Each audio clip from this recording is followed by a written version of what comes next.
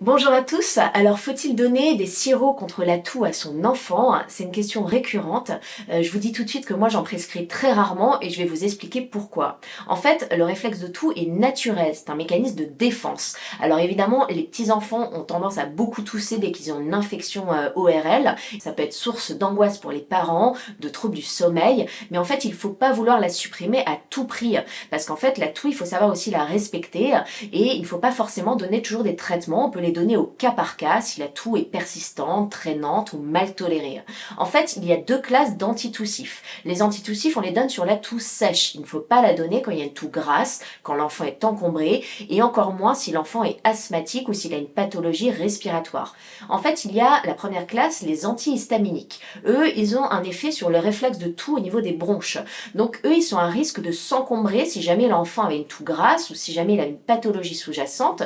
Le risque, c'est que du coup, la toux ne soit pas efficace et qu'il s'encombre. Donc c'est des médicaments de toute façon qui sont contre-indiqués avant l'âge de 2 ans, mais qui ne sont pas dénués de risques. D'ailleurs, ils sont la plupart du temps sur ordonnance parce qu'ils ont des effets secondaires, des effets sédatifs, de somnolence, mais aussi d'agitation, de convulsions. Et ils ont même été utilisés dans ce qu'on appelle le purple drunk, c'est-à-dire un usage détourné, un usage de drogue à but récréatif qui était totalement interdit. L'autre classe de traitement, ce sont ceux dérivés des opiacés. Donc, c'est ceux qui sont dérivés entre autres de la codéine. Eux sont contre-indiqués avant l'âge de 12 ans. Il y a d'autres classes qui sont, elles, contre-indiquées jusqu'à l'âge de 6 ans. Mais attention, eux, ils agissent sur le cerveau.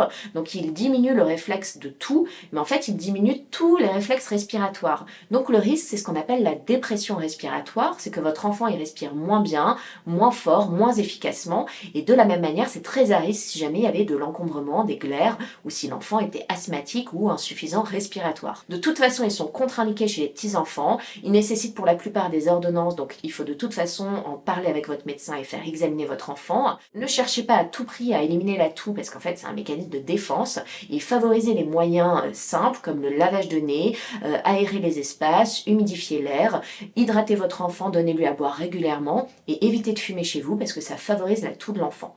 Voilà, j'espère que vous aurez mieux compris pourquoi il ne faut pas prescrire et pas donner des sirops pour la toux n'importe comment. Et on se retrouve très vite pour un nouvel épisode. N'oubliez pas de vous abonner.